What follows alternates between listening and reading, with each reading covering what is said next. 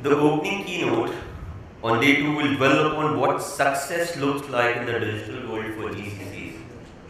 For our opening keynote, we have Bob Rosetta, Managing Director, Citi. Bob Rosetta is the Managing Director and the Global Head of Resources and Location Strategy for Citigroup. In this role, he is responsible for the creation and implementation of global resources strategies for the entire enterprise. He also manages Citi technology captive development centers across the globe, as well as being responsible for the management of external technology suppliers and all contingent labor. May I now request Bob to address this August gathering. Over to you, Bob. Thank you.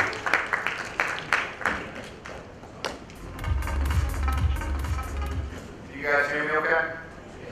Good morning. How's everybody doing? Everybody have their caffeine? All right, so we're going to try to make this a bit interactive.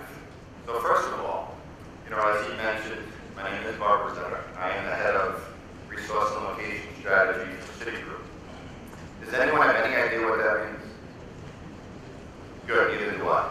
So now that we're on the same page, basically what people see from the work that we do is the movement of work from high-cost locations to mid- and low-cost locations. Right, so you guys probably didn't think that you were going to come in this morning bright and early and actually get a test, but I'm going to give you a test to try to make this a bit interactive. So does anyone know how many resources Citigroup has on a global basis? 100,000? 300,000? Who else? God bless you. 290,000. You were going to say that, right? 290,000? Good answer. If we go back to the financial crisis, would someone venture a guess how big Citigroup was? 350. Anyone else? Come on, you don't get penalized for wrong answers. 400,000. Come on. Come on, come on, come on. About 450,000 people that we could count. Right, so there might have been a few more hanging around that we didn't know about. And when I say that, I'm not saying that to be facetious, I'm being serious. Right, if you look at Citigroup itself, we had a lot of parts of Citigroup that you'd have to scratch your head at. For example, we own the record company. I mean, I'm not sure how a record company is core to banking, but we own them. So it's very interesting if you think about it. But the one good thing that Citi's always had going for it is our global footprint. Right? We are truly the only real global bank. And because of that, we have centers around the world that once we figured out how to put them together, we really use them to our advantage. Right? So I'll take you through some of that. And while we're talking about digital, I think to me, digital has now become the most misused word in the English language. I used to think it was innovation. Like if I asked you guys for a definition of innovation, if there's 100 people in this room, you'll probably get 100 different answers. Right? The same thing when we talk about digital. How many different answers do you think we would get? Right? So I'm going to date myself a bit. When I first went into the workforce, we still had something that we called a typing pool. Because, why are you laughing? That's not nice. You're calling me old or something. I mean, really, come on. Be nice. I flew a long way to come here. But we had typing pools. Right? So when I had to write a memo to someone on my staff, I hand wrote it, gave it to the typing pool, they typed it, it came back. Chances are they made a mistake because my handwriting is terrible, so it was really my mistake. They had to type the whole memo again. Right? This was on an old-fashioned typewriter. Then word processing came out. And that changed the world. Like, oh my God, we don't need 1 million typists. Maybe now we just need 100,000. And then all of a sudden the PC came out. So instead of having to go to a typing pool, I typed it on my own. And for me, that was a loss of productivity because I can't type. So that was terrible for me, but I could still do it on my own. And then all of a sudden, we connected everybody through this thing, email. And then we weren't happy enough with email, so we went to instant messaging. I mean, how many different ways can we get to people like in 2 seconds? And then, unfortunately, the crackberry came out, and that ruined all of our lives. I mean, if you don't realize it or not, the BlackBerry or the crackberry ruined our lives because it made you available 24/7. It used to be when you left the office, whatever time that would be, call it 7 o'clock. You left the office, you were done. You went home. Hopefully, you did something fun with your friends and family. Maybe had a dinner undisturbed. I mean, today you see people, they sit down for dinner, they have their phone, the waiter comes, they place their order, they check the phone, the drink comes, they put the phone down, and throughout the whole meal they're going back and forth. And if you read some studies on how many times a day you pick up your phone, it's shocking. And what that's leading to is people having very bad necks because you're constantly bent over checking your phone. So check your posture, get a stand-up desk.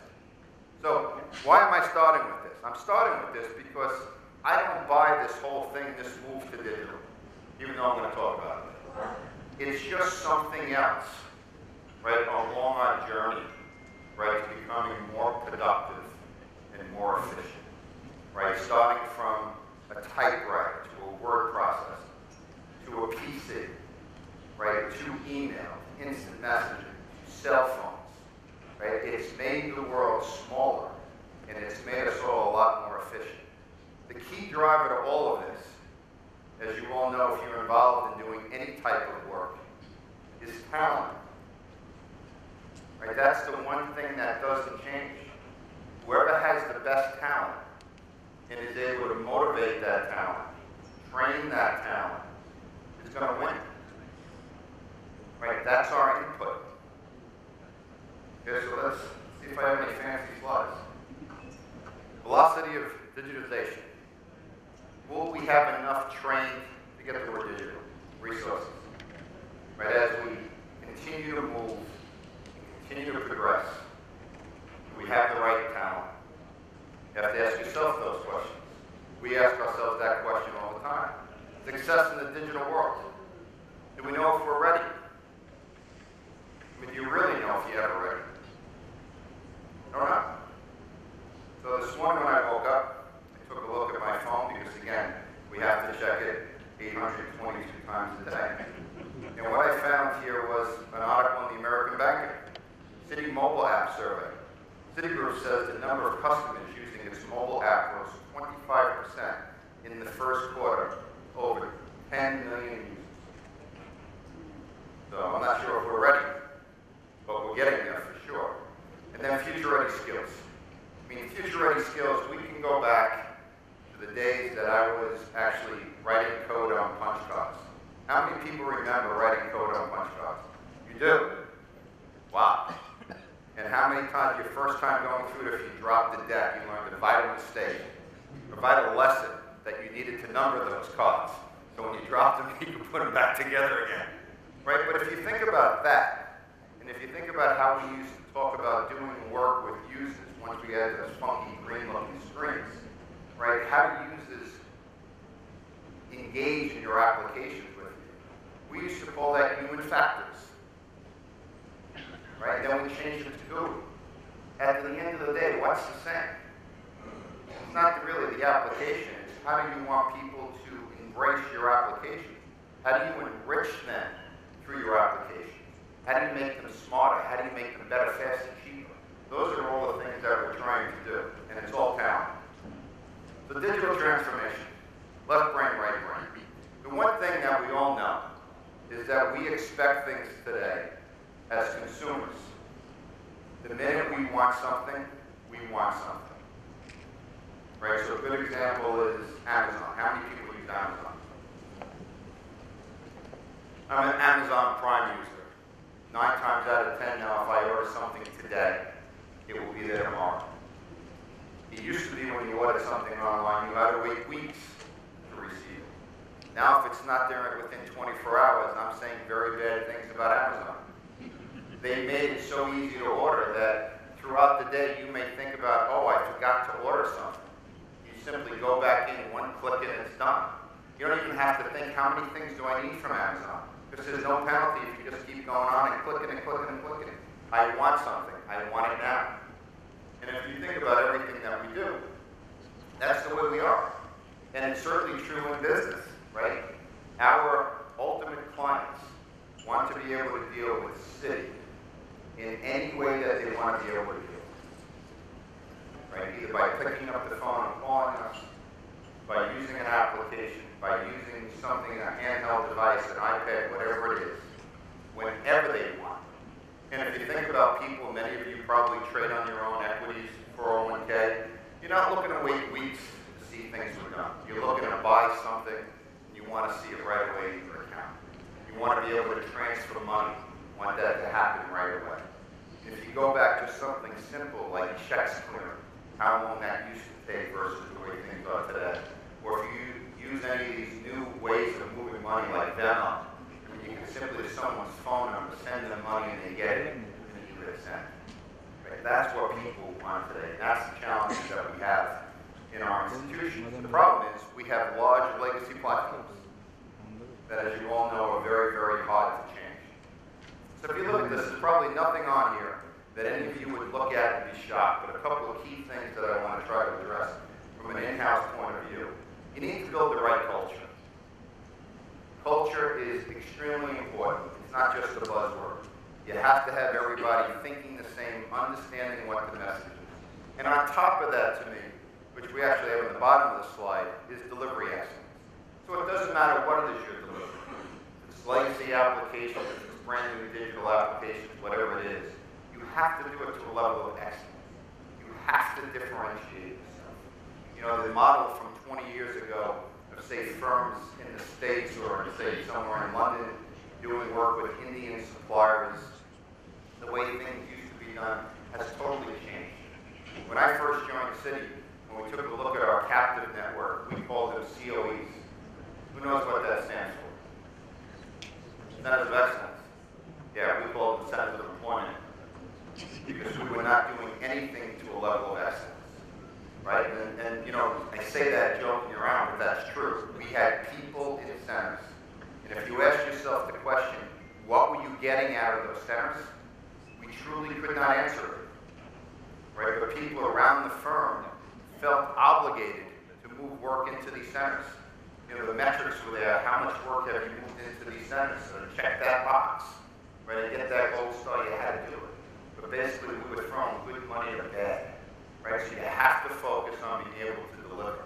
And again, it comes back to people, then you enhance the people through the process. Right? And again, I don't care if this was developing on punch cards to the way that we develop today, DevOps and all those wonderful buzzwords. Nothing has really changed. We're trying to satisfy our customer, and we're trying to do it as quickly as we possibly can, as efficiently as we possibly can. Right? Delivery excellence.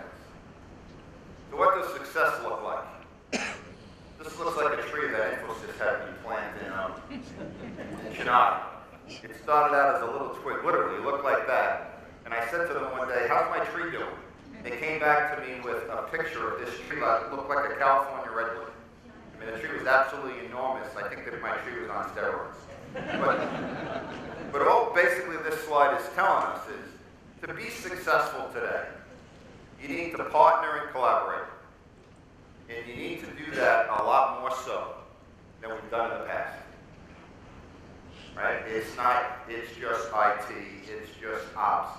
It's an internal client, it's an external client. Right? To really do things effectively, you need to get everybody together, working together, seamlessly as one team.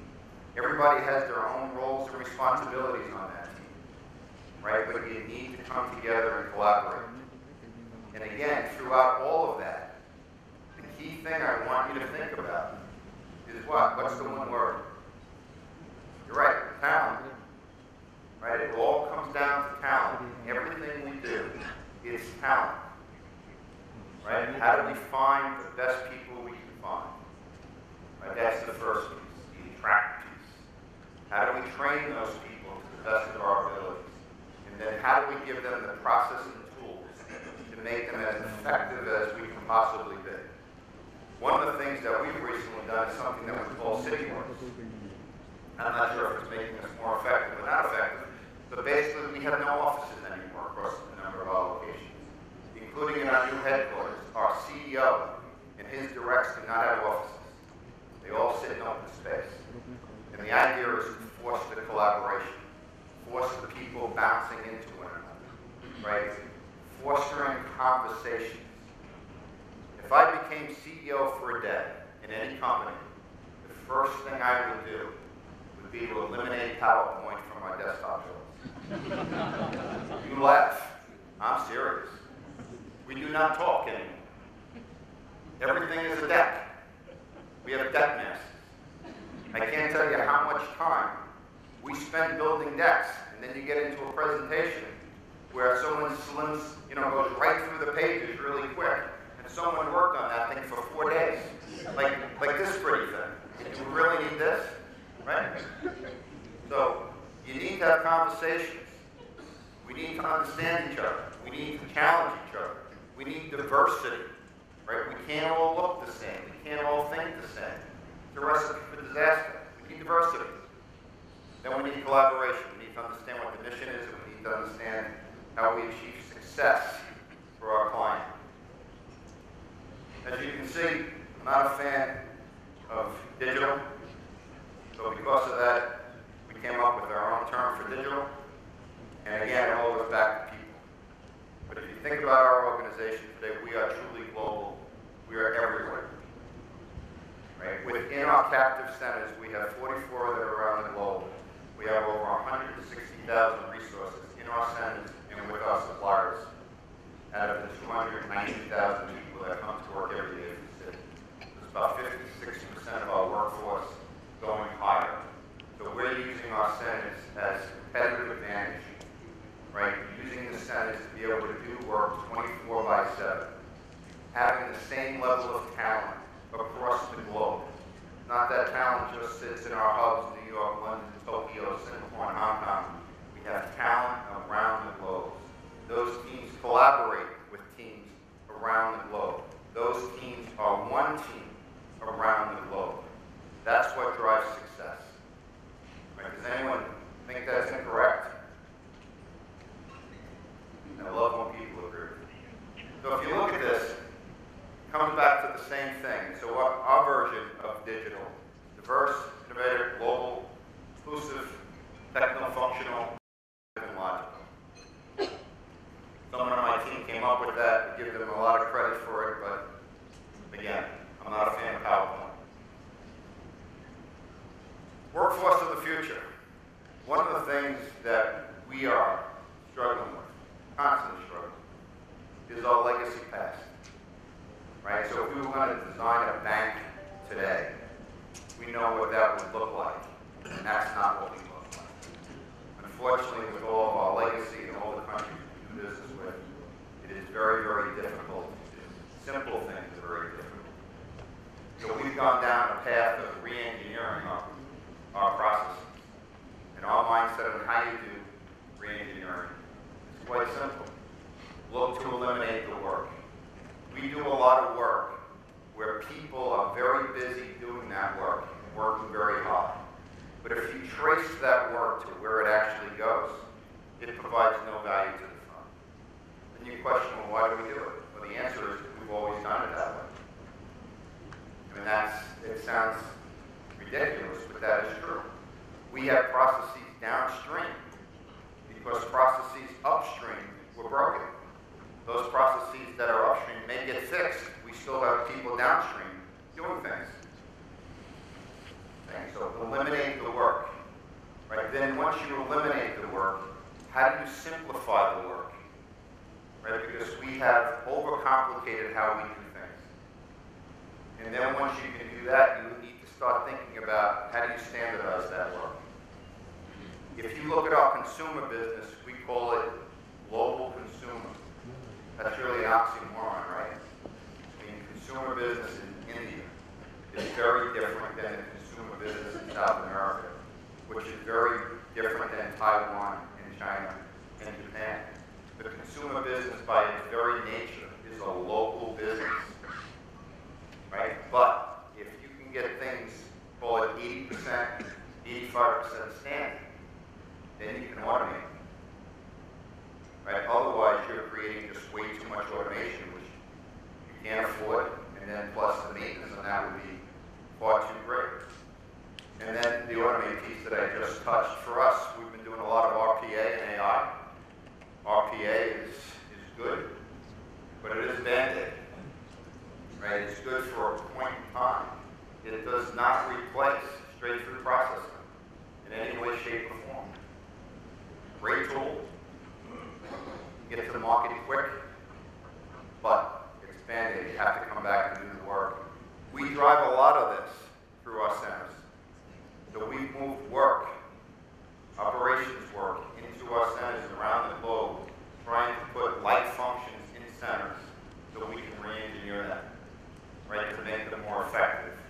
Moving work in the centers from high-cost locations, the labor arbitrage that you receive, if you think about it, you really only get that one time, right? So that 1 year that you're in that fiscal year, you get that benefit.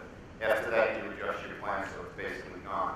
But productivity, re-engineering, is the gift that keeps on giving, right? So it's not just one thing, move the work. It's move the work, make the work more efficient over time, better, faster, and cheaper.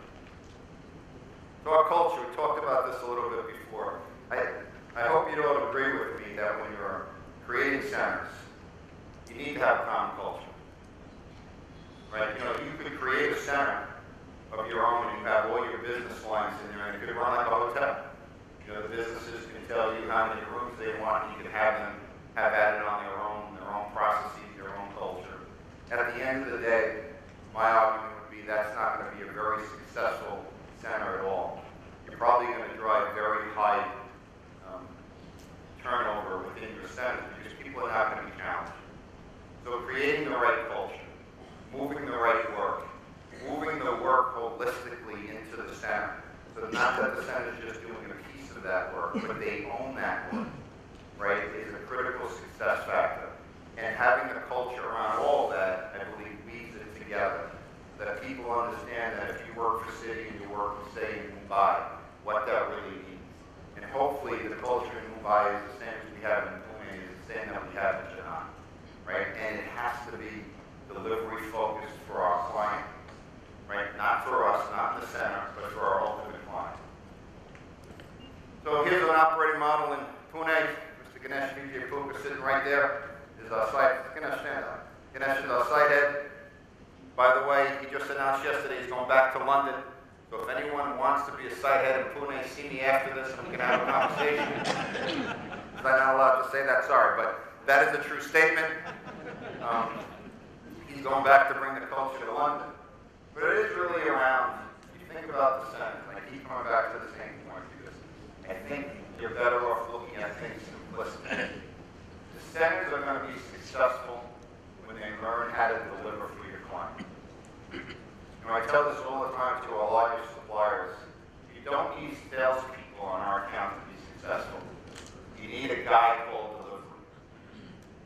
The more that you deliver, the more repeat business we're going to give to you. It doesn't matter how good your salespeople are. Same thing with the centers. It doesn't matter how good your hype is around your centers. If you're not delivering, people are going to stop giving you work. Okay? So it's all about delivery. And then from good to great. I don't think anybody can really argue this, but you got to be with talent. So the takeaway I would leave you in this conversation is it's all about talent.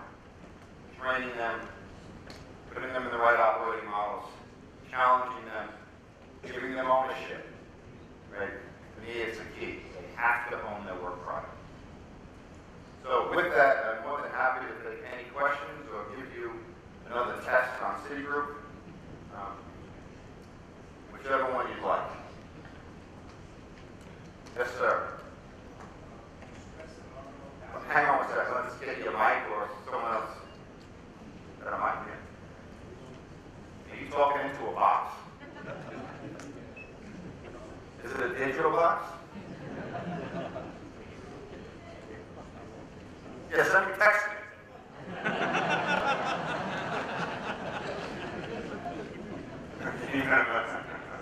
Old school sometimes is better.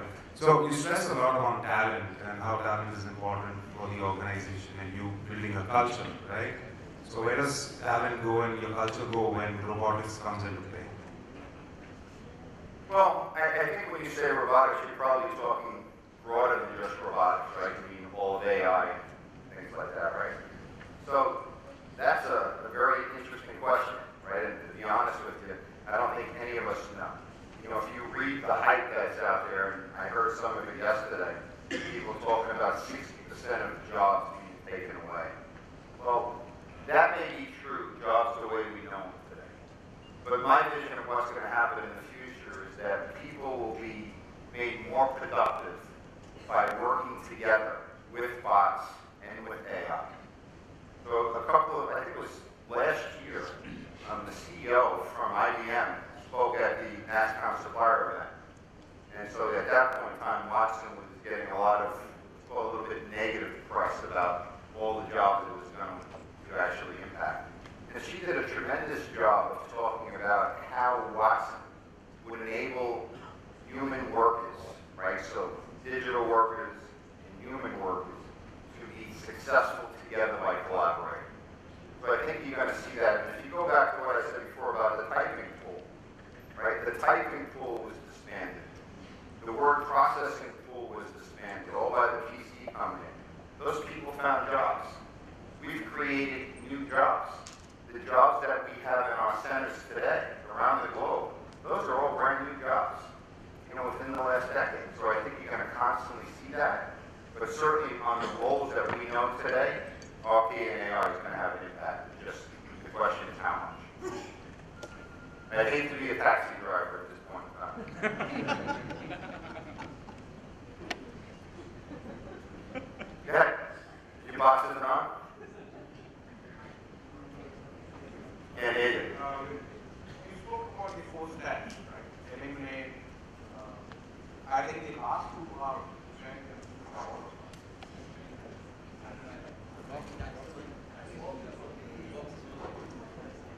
Okay.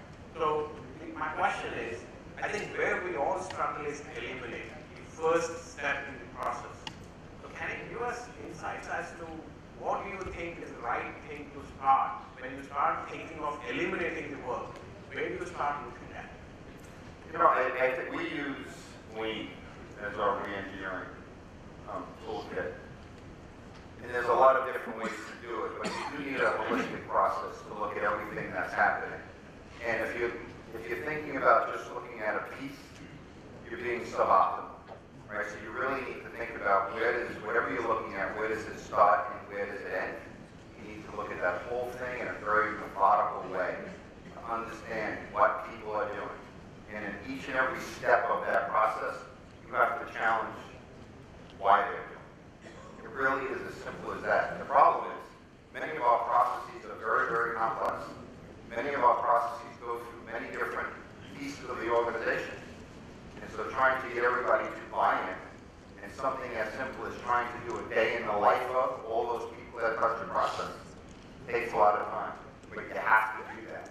So I'll give you a quick story. Within our finance world, one of the things we've been pushing is robotics. So we found a piece and we said, this makes perfect sense. We have 10 people doing it. We think we could actually eliminate half by putting in the robotics. And that's what we looked at, and we did that. So we patted ourselves on the back. This is wonderful. We eliminated 50%. This is great. We then took that tool and we made it a bit of a demo to show people, because it was successful, showing everybody. We ended up showing somebody in the front office that. And the person said, well, explain to me why you're doing these things. Well, we get things that come down here that are broken, we need to fix it. He said, well, I'll fix it up front. Why did you come to me and tell me? I'll fix it. They fixed it. That wonderful bot that we created and implemented is going to put to bed. So we wasted time and effort by not looking at the process end to end. It's a true story. Right? So unfortunately, it's hard. You have to do the work, but you'll be amazed at how much work at the end of the day when you look at your processes that people are doing. They're working very, very hard and diligent, but it creates nothing. In many cases, what happens, it creates work for others. So now you have waste throughout the work stream. Right? So you have to do it the right way, and it's hard. Someone else said, you are the boss. There you go. No. Well, I can hear you, but I don't think they can. So you tell me and I'll repeat it. Yeah. talk about Center of COE, Center of Employment or Excellence. Big difference. Center of Excellence is what I came on with. And the last slide was talking about the Pune Center. I'm curious to know, and the focus area that I saw, deliver business outcomes and have a customer-centric approach. Are there examples where your Pune Center or your Center of Excellences you really collaborated or led the way to deliver these outcomes, and what are the examples of these? Yeah, so there are many, but in our center in Pune, it's mostly a technology center, right? And we've been doing robotics out of Pune as well. So we have global teams sitting in Pune. So for instance, our equities team, our global equities business has a team in Pune. And they get work products. And they do that work end to end. So we deliver hundreds and hundreds of projects every year out of Pune. I mean, the list is really long. If you were to speak to the person globally that's responsible for equities, there's no difference between the Pune team from their London team, from their New York team, because they all collaborate. And then looking at the skills that people have, you figure out who you want to do that work. And in some cases, the work's done by everybody, right? It's a whole different level of coordination to get it done. But the point is, people have a great deal of confidence that our center is doing the right thing. It goes back to what I said on your salesman's delivery. When we built Pune thinking that we would put 1,000 people in. That was it. Right? We're going to end this year at over 4,200 people in. We have plans to possibly take it as high as 7,500. That's all based on delivery, all based on output, all based on people seeing value for money. So I'm going to give you a list of projects, except to tell you there are as long as you're on. Yes, sir. I think this is, I'm getting this big flashing thing up here that says time's up. Okay. So you will be the last question. Make it a good, nice, hard one. No pressure, really hard. You spoke about bringing in talent, and things you do were really to retrain, train, and keep them continuously developed. When you have a life cycle of learning which is very short, how have you been able to keep these training programs relevant? Yeah, good question. So, that's not something that I would sort of say is new to the digital world, right? I mean, this is something that people who've been successful in business have had to do throughout their career. Right? Going back to the simple example, when I used to write memos, I used to handwrite them, give it to a typist. To today, you're doing stuff in email, right? I think the focus is trying to create a culture in your organization of continuous learning. Right? How do you give people tools? How do you give them time to do all those things? It has to be part of your culture, that you're not satisfied with just knowing that one thing. Because with the way things are going today in our world, right, there's nothing that's standing still. You could be the greatest guy yesterday, the greatest global programmer yesterday. After the year 2000 went by and all that remediation work was done, you're probably struggling to find a job. You have to constantly upgrade your skills, and the organization needs to help that. And I think a large part of it, too, is when you think about how you're recruiting people today, it's constantly going out and bringing in the fresher skills. Right? So if you think about your own natural turnover within your center, right, it's, I don't want to say it's easy, but it's not overly difficult to constantly bring in new skills. And some new skills for us, we don't want to bring in. Right? We'll use suppliers for a period of time that have invested in that. And then over time, if we see it makes sense, then we'll move to it on our own. So I just think you have to create that environment where you allow people to constantly learn and make that important. And make sure that people in their goals and objectives, that they have a goal around training. This really points to when you have a global setup, and you said Pune collaborates with London and other parts of the world, how do you see the team having the same skill set so that they can converse meaningfully on topics around what they do? So, if you think about our centers, right, sort of on a horizontal, running the center, then the vertical are asset classes, right? So the vertical piece, the asset classes, take equities. That's really up to them to decide, right, what it is they have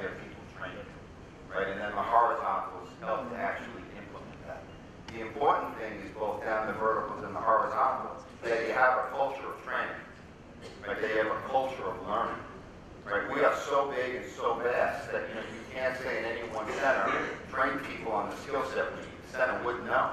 You need to take that through your global partners. And when we say global, don't think about it as global meaning 20. Global means global. So whatever asset class you're in, that's the asset class you're in. It doesn't matter if you're sitting in Shanghai, you're sitting in the Philippines, you're sitting here in India. It's one and the same. It's the same team. It's the same asset class. So, to me, it's all about the culture of allowing people who want to learn, giving them the time. And certainly, in our world, we have a pretty big learning and development center, right, through HR that we can train people on. So I think you just have to allow people to do it. All right, thank you very much. Enjoy the rest of your day. Thank you, Bob. That's brilliant. On behalf of NASSCOM, and as a token of appreciation, I would present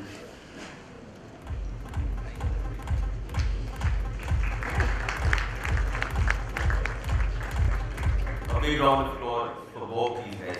I hope it was an amazing and insightful session.